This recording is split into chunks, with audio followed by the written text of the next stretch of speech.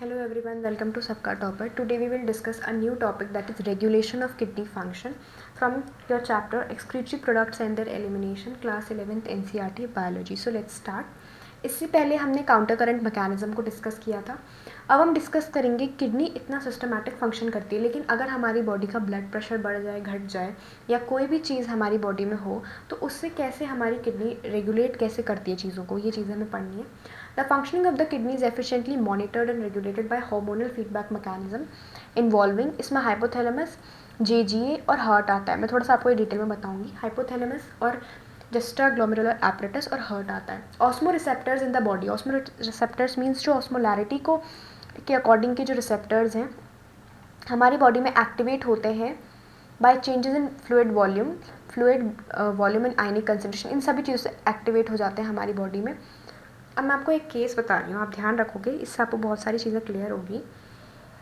अगर आपकी बॉडी का एफरेंट आर्टेरियोल है वो रिलैक्स पोजीशन में, मतलब पूरा अच्छे तरीके से ओपन है, तो आपके बॉडी में ब्लड का प्रेशर बढ़ेगा. ऐसा इसीलिए है क्योंकि आपकी बॉडी में ज़्यादा से ज़्यादा फ्लो होगा वहाँ से, तो प्रेशर बढ़ेगा. ये चीज़ आपको ध्यान रखनी है. और उस समय अगर आप कॉन्ट्रैक्ट रखोगे इफरेंट आर्टेरियोल को तो भी प्रेशर बढ़ेगा. क्यों? क्योंकि आपको प्रेशर बढ़ाना का है एक्चुअली ग्लोमेरुलस में. तो जहाँ से आने का रास्ता है उसको आप ओपन रखो ताकि ज़्यादा से ज़्यादा जो है प्रेशर के साथ ब्लड आए, और जो जाने का रास्ता है उसको आप कॉन्ट्रैक्ट कर दो ताकि प्रेशर बने. जगह जहाँ पे ग्लोमेरुलस है वहाँ पर प्रेशर बने. आई होप आप समझ पा रहे हो, ये चीज़ समझनी. तो इसके ही ऑपोजिट आपको लेना है जब आपके बॉडी का बीपी गिरेगा. इसके ऑपोजिट आपको लेना है सिचुएशन को. ये चीज़ आप समझना. इसके बाद देखो आगे क्या है. An excessive loss of fluid from the body can activate these receptors. Excessive loss of fluid का मतलब है आपकी बॉडी का बीपी गिर गया है. फ्लूइड का लॉस होने का मतलब है कि जो आपकी बॉडी की जो आर्टरी है उसमें फ्लूइड कम है तो बीपी कम है. बीपी तक कब ज़्यादा होगा? जब फ्लूइड ज़्यादा होगा. कोई पाइप है उसमें अगर पूरा फ्लो में वाटर आ रहा है तो वहाँ पे प्रेशर बहुत ज़्यादा लगता है. लेकिन वहीं अगर थोड़ा थोड़ा वाटर आ रहा है बिल्कुल कम, तो वहाँ प्रेशर ही नहीं रहता. तो ये बताया गया कि बीपी कम हो गया आपकी बॉडी का. विच स्टिमुलेट द हाइपोथैलेमस. तो यहाँ पर क्या होता है, आपका हाइपोथैलेमस स्टिमुलेट होता है और एक हार्मोन रिलीज होता है, anti diuretic hormone. Actually urine production को हम डायूरेसिस कहते हैं. यूरिन के फॉर्मेशन को जो चीज़ें बढ़ाती हैं उनको डायूरेटिक कहते हैं, और यूरिन के फॉर्मेशन को जो चीज़ें कम करती हैं उनको एंटी डायूरेटिक कहते हैं. तो यहाँ पर एंटी डायूरेटिक हार्मोन आ रहा है. इससे आप समझ सकते हो कि यहाँ पर यूरिन का फॉर्मेशन कम होगा, यानी कि यूरिन हमारा कॉन्सेंट्रेटेड होगा. अब ऐसा करना क्यों ज़रूरी है, क्या मतलब है बीपी के गिरने का और यूरिन के कॉन्सेंट्रेट होने का?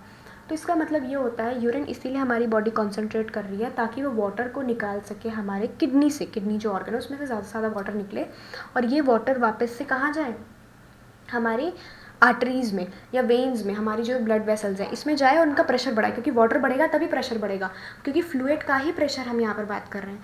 तो फ्लूइड का प्रेशर कब बढ़ेगा? जब वाटर बढ़ेगा. वाटर कम है अगर पाइप में तो प्रेशर नहीं है, तो उसमें ताकि प्रेशर बढ़े इसीलिए हमारी बॉडी कॉन्सेंट्रेटेड यूरिन बनाती है. वहाँ से प्रेशर वहाँ से जो है बहुत ज़्यादा वाटर को रीएब्जॉर्ब करती है. और ऐसा तब होता है जब वाटर का इंटेक कम करते हैं या हमें एक्सेसिव स्वेटिंग हो जाती है. और वैसोप्रेसिन भी इसका नाम है, फ्रॉम द न्यूरो हाइपोफाइसिस. ये एक रीजन होगा आपके ब्रेन में, ये एक रीजन है आपके ब्रेन में जो कि पोस्टीरियर पिट्यूटरी में के जो हार्मोन न्यूरॉन्स हैं आपके हाइपोथैलेमस के, जो पोस्टीरियर पिट्यूटरी के साइड में रहते हैं, वो एक रीजन है ये हमारी बॉडी का. अच्छा, इसका नाम वैसोप्रेसिन क्यों होगा? वैसोप्रेसिन का मतलब ये है कि ये एक्चुअली में, क्योंकि जो ये हार्मोन होता है ये एक्चुअली में वेजो कंस्ट्रिक्टर होता है. वेजो कंस्ट्रिक्टर का मतलब ये है कि जो आपकी इफरेंट आर्टेरियोल है उसको कॉन्ट्रैक्ट करता है. मैंने आपको बताया था कि अगर आप इफरेंट आर्टेरियोल को कॉन्ट्रैक्ट करोगे तो क्या होगा. अच्छा देखो, इफरेंट आर्टेरियोल को कॉन्ट्रैक्ट या रिलैक्स करने से इस सिचुएशन में ज़्यादा कुछ फ़र्क नहीं पड़ेगा, क्योंकि जिस फ्लो में आ रहा है उसी फ्लो में आएगा. अगर आपको एक लाइन है कार्स की, या आप ले सकते हो कोई ट्रैक है, उसको आप कितना भी चौड़ा कर दो, अगर 10 कार को पास करना है आप उसको कितना भी चौड़ा कर दो वो उसी वे से पास कर लेगी. लेकिन अगर आप जाने वाले रास्ते को क्लोज कर दोगे तो वहाँ कॉन्सेंट्रेशन बढ़ जाता है. मीन्स वहाँ पे जो प्रेशर है वो बढ़ेगा. आपने बाहर निकलने वाले रास्ते को बंद किया, तो ये एक्चुअली में वेजो कंस्ट्रक्टर होता है, कंस्ट्रक्शन कराता है इफरेंट आर्टेरियोल की, ताकि प्रेशर बढ़े. प्रेशर घट गया है बॉडी का.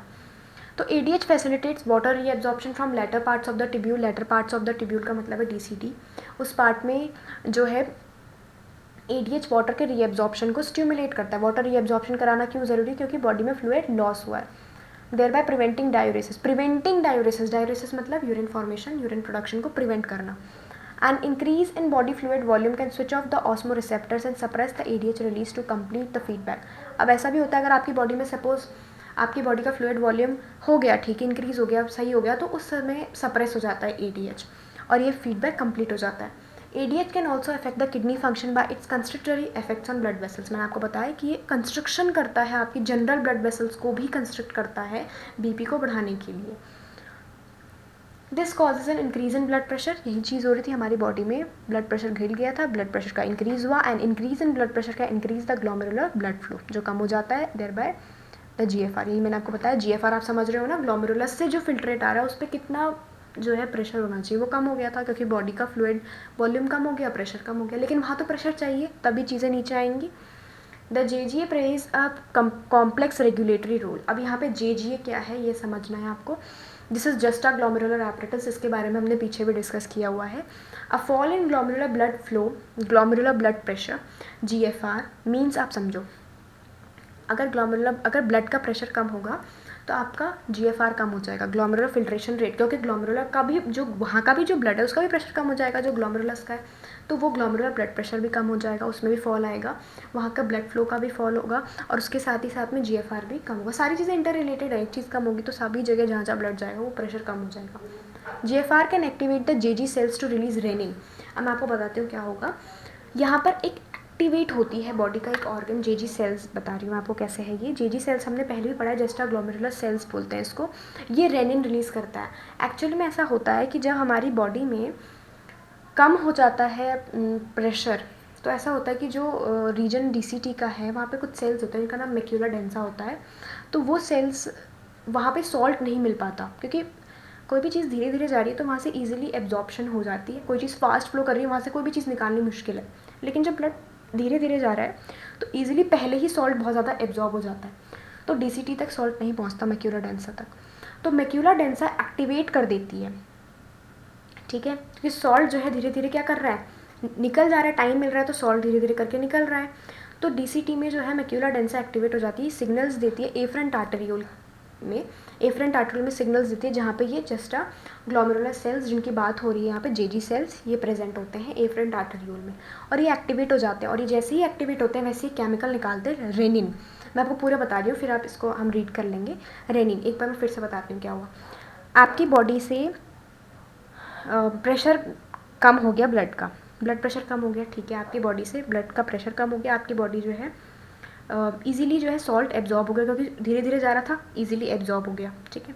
अब जब ये रीएब्जॉर्प्शन हो गया तो मैक्यूला डेंसा जो DCT में है उसने देखा कि यहाँ पर सॉल्ट कम है, तो सॉल्ट कम है तो उसने क्या हो जाती है, एक्टिवेट हो जाती है। अब वो जब एक्टिवेट हो गई सॉल्ट कम होने की वजह से, तो आपका जो सिग्नल्स देती है वो एफरेंट आर्टेरियोल को, क्योंकि इनके बीच में कनेक्शन है, इसके बारे में हमने पिछले वाली वीडियो में पढ़ा है, जस्टा ग्लोमेरुलर एपरेटस के बारे में, इनके बीच में कनेक्शन है, तो उसको एक्टिवेट कर देती है, वहाँ पे रेनिन रिलीज होता है, और ये रेनिन जो है वो लिवर में चला जाता है। अब ये जो रेनिन लिवर में गया, लिवर में हमेशा एक इनएक्टिव सा केमिकल निकलता रहता है, उसका नाम होता है एंजियोटेंसिनोजेन। ये केमिकल हर समय निकलता रहना रेनिन में, तो उसके साथ एक्ट कर जाता है। लिवर में हर समय ये केमिकल निकल रहा है इनएक्टिव सा एंजियोटेंसिनोजेन, उसके साथ रेनिन एक्ट कर जाता है और उससे एक केमिकल बनता है, इसका नाम है एंजियोटेंसिन 1। अब ये एंजियोटेंसिन 1 जो है ये हमारे लंग्स में जाता है, और जब लंग्स में जाता है तो इससे एक एंजाइम वर्क करता है, इसका नाम है एंजियोटेंसिन कन्वर्टिंग एंजाइम, ये इस पर एक्ट करता है और एंजियोटेंसिन 2 बन जाता है। ये चीज़ होती है। ये सब करने का पर्पस यही है कि GFR बढ़ जाए हमारी बॉडी का। एक बार इसको रीड करते हैं। जब JGA plays a complex regulatory role, a fall in glomerular blood flow, glomerular blood pressure, GFR can activate the JG cells to release renin, which converts angiotensinogen in blood to angiotensin 1 and further to angiotensin 2. Angiotensin 2, being a powerful vasoconstrictor, increases the glomerular blood flow and thereby GFR.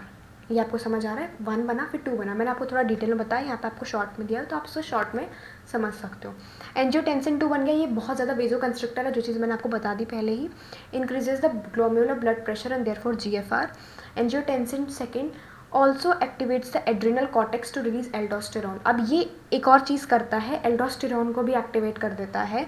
Aldosterone क्या करता है, कुछ proteins बनाता है, फिर से NA pump बन जाता है वहाँ पर, और NA क्या करता है, ब्लड में जाने लग जाता है। NA पंप बनता है, और ये जो NA पंप है इसके कारण Na+ जो है वो ब्लड में जाने लगता है। अब क्योंकि वो ब्लड में जाने लग गया तो क्या होगा, जब वो ब्लड में जाने लगेगा तो ऑफकोर्स वाटर भी ब्लड में जाने लगेगा, और हमें यही तो चाहिए कि वाटर ब्लड में चला जाए, हमें उसको कॉन्सेंट्रेट करना है। तो जब Na ब्लड में गया तो वाटर, मैंने कहा था आयन के पीछे पीछे जाता है, तो वाटर भी जाएगा, तो बस यूरिन फिर से कॉन्सेंट्रेट हो गई, BP बढ़ गया ब्लड का। ठीक है, this also leads to an increase in blood pressure and GFR। This complex mechanism is generally known as renin angiotensin mechanism. इसको हम कहते हैं renin angiotensin mechanism. An increase in blood flow to the atria of the heart can cause the release of atrial natriuretic factor ANF. ANF can cause vasodilation, dilation of the blood vessels, and therefore decrease the blood pressure. ANF mechanism therefore acts as a check on the renin-angiotensin mechanism.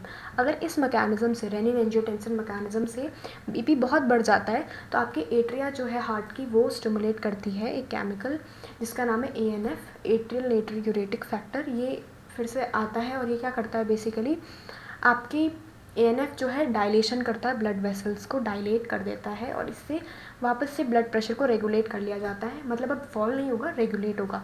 तो इस तरह से बताया गया किस तरह से ये दोनों आपस में एक दूसरे पर चेक रखते हैं, रेनिन एंजियोटेंसिन और एट्रियल नेट्रियूरेटिक फैक्टर, ये दो आपको यहाँ पर बताए गए हैं, और ये आपका रेगुलेशन ऑफ किडनी फंक्शन है। आई होप आपको एक क्लियर हो गया होगा। अगर आपको कोई भी डाउट है तो आप ज़रूर कमेंट कीजिएगा, और उसके साथ ही साथ में आप चैनल को सब्सक्राइब कर सकते हैं, वीडियो को लाइक कर सकते हैं, और इस वीडियो को आप शेयर भी कर सकते हैं। Thanks for watching.